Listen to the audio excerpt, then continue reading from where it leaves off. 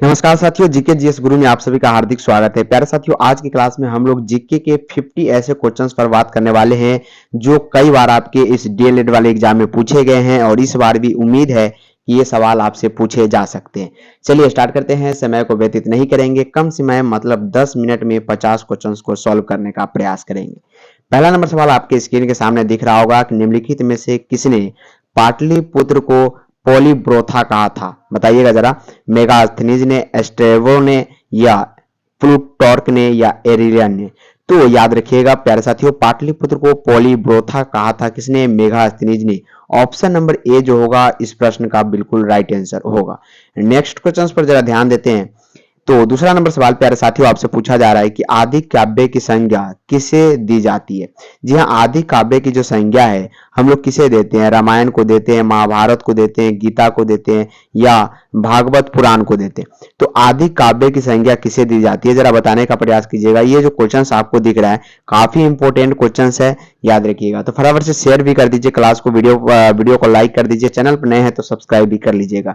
तो आदि काव्य की संज्ञा किसे दी जाती है? तो रामायण को प्यारे साथियों यहाँ पे याद रखिएगा आदि काव्य की संज्ञा दी जाती है। काफी इंपॉर्टेंट क्वेश्चन है, इस प्रकार के ग्रंथ से क्वेश्चन पूछे जाते हैं, याद रखिएगा। चलिए, सत्यमेव जयते शब्द किस उपनिषद से लिया गया है? मुंडक उपनिषद से, या मनुस्मृति से, छांदोग्योपनिषद से, या भागवत गीता से? तो सत्यमेव जयते जो है शब्द याद रखिएगा मुंडक उपनिषद से लिया गया है, जो आपके ऑप्शन नंबर ए में दिख रहा है। बिल्कुल राइट आंसर है option number A. Next question, Bharat का सर्व प्राचीन धर्म ग्रंथ है। सर्व प्राचीन धर्म ग्रंथ कहने का मतलब है कि सबसे पहला व प्राचीन धर्म ग्रंथ इनमें से कौन सा है? क्या वो पुराण है, ब्राह्मण ग्रंथ है, वेद है, उपनिषद है? प्यारे साथियों, एक बात आपको ध्यान होगा कि भारत का प्राचीनतम अगर ग्रंथ के नाम से अगर कोई जाना जाता है तो वेद जाना जाता है। वेद जो है भारत का सर्व प्राचीनतम धर्म ग्रंथ के नाम से जाना जाता है। कुल मिला के बात करें तो ऑप्शन नंबर यहाँ पे सी जो होगा राइट होगा। इंपॉर्टेंट है, एमबीबीआई क्वेश्चन है आपके डीएलएड वाले एग्जाम के लिए। नेक्स्ट क्वेश्चन, भारतीय संगीत का जनक किसे कहा जाता है? भारतीय संगीत का जनक ऋग्वेद को, सामवेद को, अर्थवेद को, या यजुर्वेद को? तो भारतीय संगीत का जो जनक कहा जाता है, फादर भी हम इसे बोल सकते हैं प्यारे साथियों, फादर। जी हाँ, भारतीय संगीत का जनक यानी फादर किसे कहा जाता है? तो सामवेद को कहा जाता है। ऑप्शन नंबर बी राइट होगा। चलिए, भारतीय पुरातत्व का जनक किसे कहा जाता है? भारतीय पुरातत्व का जनक के बारे में आपसे क्वेश्चंस यहाँ पे किया गया। क्वेश्चंस काफी इंपॉर्टेंट है, तो आंसर भी आपका इंपॉर्टेंट आना चाहिए कमेंट बॉक्स में। भारतीय पुरातत्व का जनक किसे कहा जाता है? तो ये अलेक्जेंडर कनिंघम को। जी हाँ दोस्तों, अलेक्जेंडर कनिंघम को भारतीय पुरातत्व के जनक के नाम से हम लोग जानते हैं।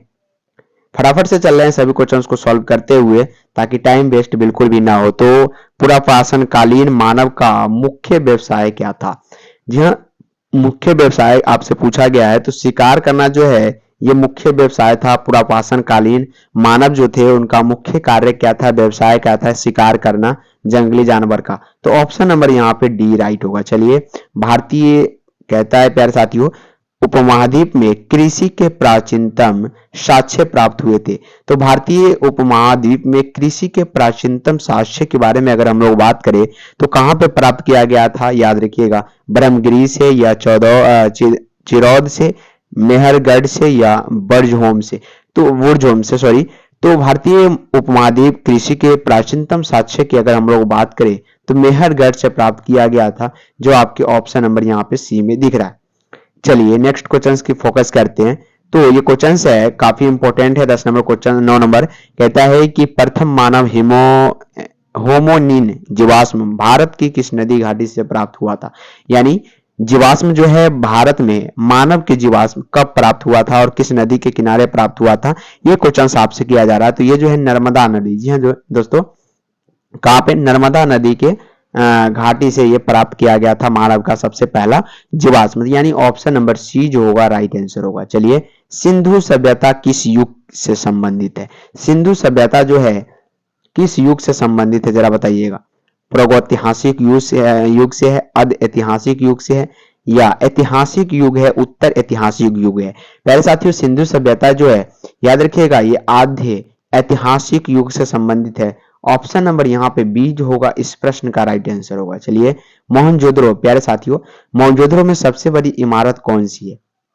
मोहनजोदड़ो में सबसे बड़ी इमारत की आपसे बात किया गया है, तो सबसे बड़ी इमारत की बात करें, क्या विशाल स्नानागार है, अन्ना सागर है, सॉरी अन्ना गार है, या बड़ा भवन है, या 2 मंजिला इमारत है? वैसे साथियों मोहनजोदड़ो में सबसे बड़ी इमारत है तो ये अन्नागार है। ऑप्शन नंबर यहाँ पे जो होगा बी जो होगा राइट आंसर होगा।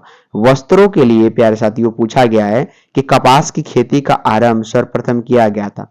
तो वस्त्रों के लिए यानी कपड़ों के लिए कपास की खेती का जो आरंभ है सर्वप्रथम ये भारत में किया गया, प्यारे साथियों याद रखिएगा, जो कि ऑप्शन नंबर यहाँ पे आपके डी में दिए गए हैं। इसी से रिलेटेड है तिनकठिया प्रणाली, ये भी बिहार से संबंधित है, याद रखिएगा। भारत का सबसे बड़ा अगर हड़प्पन पुरास्थल का बात करें तो कौन सा होता है? भारत का सबसे बड़ा हड़प्पन पुरास्थल की बात करें तो ये राखी गढ़ी है। राखी गढ़ी जो है प्यारे साथियों ये भारत का सबसे बड़ा हड़प्पन पुरास्थल है, यानी ऑप्शन नंबर ए जो होगा बिल्कुल राइट आंसर होगा। नेक्स्ट क्वेश्चन कि लेखन कला की उचित प्रणाली विकसित करने वाली सर्वप्रथम प्राचीन सभ्यता थी। लेखन कला की उचित प्रणाली विकसित करने वाली सर्वप्रथम प्राचीन सभ्यता की बात करें, क्या सिंधु है, मिस्र है, सुमेरिया है, या चीन है? ऑप्शन नंबर सुमेरिया जो होगा प्यारे साथियों बिल्कुल राइट आंसर होगा, ये सर्वप्रथम प्राचीन सभ्यता की थी। नेक्स्ट क्वेश्चन, कौन सी हड़प्पीय नगर 3 भागों में विभक्त है? तो कौन सी हड़प्पीय नगर जो है 3 भागों में विभक्त है? क्या लोथल है, कालीबंगा है, धौलावीर है, या सुरकोटरा है? तो याद रखिएगा हड़प्पीय नगर जो है 3 भागों में कौन सा विभक्त है? धौलावीर, जो कि आपके ऑप्शन नंबर यहाँ पे सी में दिए गए हैं। नेक्स्ट क्वेश्चन है कि पुराणों की संख्या है, पुराण की संख्या कितनी होती है? क्या 16 होती है, 18, 19 या 21? फटाफट से बताने का प्रयास कीजिएगा कि पुराण की संख्या कितनी होती है। तो पुराण टोटल कितना होता है प्यारे साथियों? 18 पुराण होते हैं, जो आपके ऑप्शन नंबर यहाँ पे बी में दिख रहा है। चलिए, वेद शब्द का अर्थ जरा बताइएगा। वेद शब्द का अर्थ क्या होता है? क्या ज्ञान होता है, बुद्धिमत्ता होता है, कुशलता या शक्ति होती है? तो वेद शब्द का अर्थ अगर आपसे पूछा जाए तो ज्ञान, ज्ञान जो होता है वेद शब्द का अर्थ है। Option number A right answer होगा। नेक्स्ट क्वेश्चन, महाभारत मूलतः किस रूप में जानी जाती है? जी हाँ, महाभारत मूलतः किस रूप में जानी जाती है? बृहत कथा, ब्राह्मण, या बृहत सती, जय संहिता? तो महाभारत मूलतः किस रूप में जानी जाती है? ये जय संहिता के रूप में जानी जाती है। अगला सवाल पे फोकस करते हैं। तो गोत्र शब्द का प्रयोग जो है सर्वप्रथम हुआ था। अलग अलग जीवन में प्यारे साथियों गोत्र अलग अलग होते हैं, अलग अलग जातियों में गोत्र अलग अलग होते हैं, इसलिए गोत्र शब्द का जो प्रयोग है सर्वप्रथम कब किया गया जरा बताने का प्रयास कीजिएगा। और उम्मीद है कि सभी का आंसर यहाँ पे ऋग वेद ही आ रहा है और बिल्कुल राइट है, ये काफी प्रचलित वेद है। चलिए, महात्मा बुद्ध का जन्म जो है प्यारे विद्यार्थियों ज्ञान जन्म एवं ज्ञान की प्राप्ति किस दिन हुआ था? तो ये जो है वैशाख पूर्णिमा के दिन जो है जन्म हुआ और ज्ञान की प्राप्ति भी हुई। महात्मा बुद्ध किस वंश से संबंधित है? तो महात्मा बुद्ध जो है यहाँ पे किस वंश से संबंधित थे ये पूछा गया है, तो ये शाक्य वंश से संबंधित थे। कौन से वंश? शाक्य, यानी ऑप्शन नंबर सी राइट होगा। भगवान महावीर का प्रथम शिष्य था। महावीर के प्रथम शिष्य की बात करें, फर्स्ट शिष्य की, तो महावीर के प्यारे साथियों प्रथम शिष्य जो थे वो कौन था? जमाली था। जमाली जो था महावीर भगवान महावीर के प्रथम शिष्य हुआ करता था। ऑप्शन नंबर ए जो होगा राइट आंसर है। अगला सवाल है कि जैन धर्म प्यारे साथियों जैन धर्म का आधारभूत नैतिक मूल्य क्या है? इनका जो नैतिक मूल्य है अहिंसा है, जो आपके सी नंबर में दिख रहा है।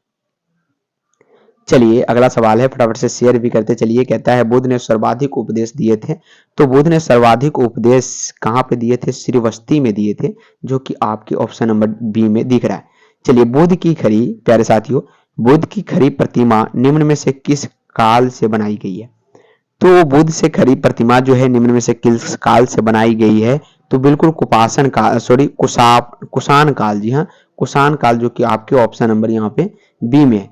तीर्थकर शब्द का संधि विच्छेद जरा बताने का अगर प्रयास करें तो तीर्थकर शब्द का यहाँ पे संबंधित है किससे है ये पूछा गया है, तो ये जैन से संबंधित है, जो कि ऑप्शन नंबर डी में दिए गए। विश्व का पहला गणतंत्र वैशाली में किसके द्वारा स्थापित किया गया था? ये कभी कभी आप लोग मुजफ्फरपुर में आइएगा प्यारे साथियों तो आपको लिखा हुआ मिलेगा कि विश्व का पहला गणतंत्र वैशाली में आपका स्वागत है। तो ये जो है किसके द्वारा स्थापित किया गया था, तो लिच्छवी गणतंत्र के द्वारा यहाँ पे स्थापित किया गया था। चलिए, मगध की प्राचीन राजधानी कौन सी थी? प्राचीन राजधानी की बात करें राजगिरी, राजगिरी जो है ये मगध के प्राचीन राजधानी के रूप में जाना जाता है।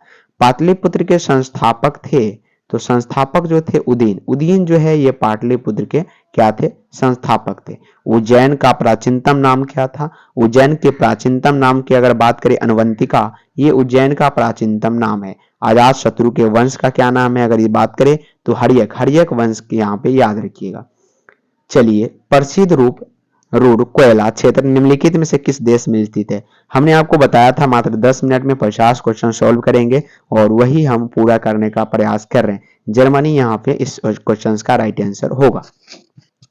टाइम वेस्ट बिल्कुल भी नहीं करेंगे, नजदीक आपका एग्जाम है और आपको अच्छे मार्क्स से अपना एग्जाम क्लियर करना है। तो डोनबास क्षेत्र प्यारे साथियों प्रसिद्ध है किस लिए? तो कोयला के लिए यहाँ पे प्रसिद्ध होता है। चलिए, जोहान्सबर्ग मुख्यालय है, कहाँ पे है? स्वर्ण खनन हेतु, स्वर्ण खनन हेतु जो है यहाँ पे जोहान्सबर्ग की मुख्यालय जानी जाती। विश्व में चांदी का सबसे बड़ा उत्पादक अगर देश का नाम पूछा जाए, चांदी का वो भी, तो चांदी का सबसे बड़ा उत्पादक जो देश जो है मैक्सिको है। यहाँ पे ऑप्शन नंबर सी की बात करें 100% राइट आंसर होगा। बॉक्साइड किसकी कच्ची धातु है? ये काफी आपके लिए इंपॉर्टेंट क्वेश्चंस है, इस क्वेश्चंस को आप जरूर याद रखिए, ऐसे सवाल आपसे पूछे जा सकते हैं। बॉक्साइड किसकी कच्ची धातु है? तो क्या लोहा की है? लोहा की मैग्नेनाइट होता है, याद रखिएगा। मैग्नेनाइट, हेमेटाइट, लिग्नेनाइट ये सभी जो है लोहा की होती है। जिंक की आप लोग जरा बताने का प्रयास कीजिएगा, क्या टीन का बताने का प्रयास कीजिएगा। लेकिन बॉक्साइड की किसकी कच्ची धातु की बात करें, एल्युमिनियम यहाँ पे याद रखिएगा। नेक्स्ट क्वेश्चन, ऊर्जा का वह कौन सा स्रोत है जो सबसे कम भूमंडलीय तापमान बढ़ाता है? ऊर्जा का वो कौन सा स्रोत है जो सबसे कम भूमंडलीय तापमान बढ़ाता है? तो ये भूतापीय ऊर्जा।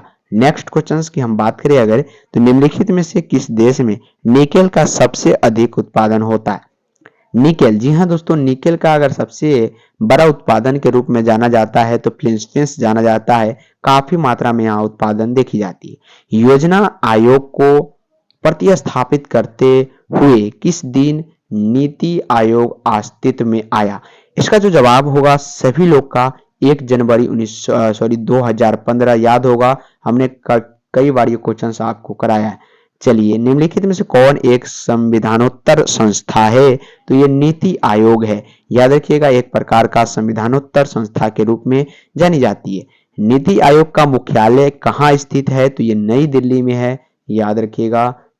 संसद में प्रथम लोकपाल विधेयक प्रस्तुत किया गया वर्ष 1968 में, याद रखने का प्रयास करेंगे आप लोग। कौन सा देश जो है तंबाकू उत्पादन में विश्व में प्रथम है? तो तंबाकू उत्पादन में जो है विश्व में प्रथम कौन है? चीन आता है, याद रखिएगा। कोरोना वायरस के उत्पादन में भी सबसे पहला हाथ इसी का था, जो काफी खतरनाक देश माना जाता है, याद रखिएगा। हीरोइन प्राप्त होती है, तो हीरोइन जो है अफीम के पोस्ता से प्राप्त की जाती है। पोस्ता का मतलब क्या होता है प्यारे साथियों? अफीम के पत्ते से प्राप्त की जाती है। चलिए, भारत में राष्ट्रीय पंचायत दिवस मनाई जाती है तो 24 अप्रैल, याद रखिएगा। भारत में उच्च न्यायालयों की संख्या कितनी होती है? तो ये जो है 25 होती है। 25 जो है भारत में उच्च न्यायालयों की संख्या है, याद रखिएगा। ये जो क्वेश्चंस आपको दिख रहा है, जितने भी क्वेश्चंस है काफी बार पूछे गए, यानी PYQ के क्वेश्चंस है, इस बार पूछे जाने के लिए MCQ है और very very very important questions है आपके फाइनल इस DLED वाले इंट्रेंस टेस्ट के लिए, क्योंकि अभी आपको कुछ ही दिन बचे हैं और इसमें काफी से काफी यहाँ पे मार्क्स लाना है, इसलिए हम 50 क्वेश्चंस 10 मिनट में कराने का प्रयास कर रहे हैं। ये क्लास आप लोगों को कैसा लग रहा है कमेंट करके आपको जरूर बताना है। तो अल्पसंख्यकों के लिए राष्ट्रीय आयोग किस वर्ष में बनाया गया? वर्ष 1993 में बनाया गया था। और महिलाओं के सशक्तिकरण के लिए राष्ट्रीय नीति किस वर्ष अपनाई गई? तो ये जो है वर्ष 2001 में अपनाई गई थी। सेकेंड लास्ट क्वेश्चन आज की क्लास की होगा, अर्थव्यवस्था इकोनॉमी के बारे में पूछा गया है कि अर्थव्यवस्था इकोनॉमी से क्या तात्पर्य है?